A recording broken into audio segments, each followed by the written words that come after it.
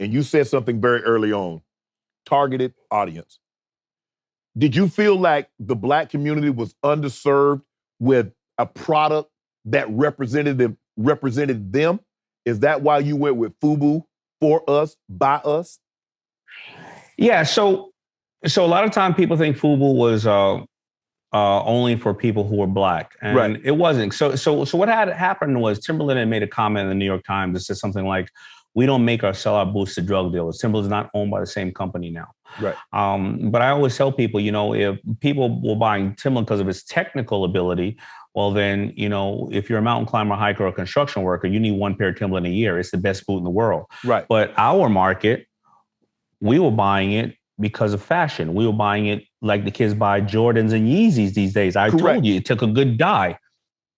I was buying 3 new pair of Timberland a year, and you called me a drug dealer. And that's what ticked me off. Now, I always believe that never become the thing you're fighting against. So I created FUBU for a culture. Right.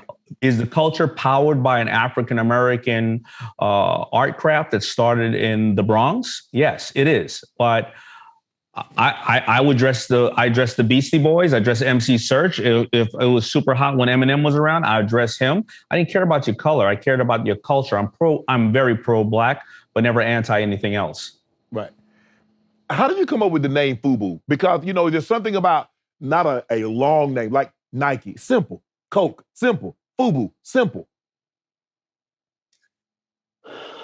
I don't really remember how I came, when I reflect over this 30 years later, and it sounds like it was all really, I was an architect of all these great things. No, I think I had 240s in a bag of pork rinds, and I came up with, let's name them. I was like, all right, let's go for it. It wasn't well thought out, but over the years, it worked out. And also, it worked out that it's not something that you can easily duplicate. So a lot of people didn't know. They were like, what's a FUBU? Is that like the poo-poo platter?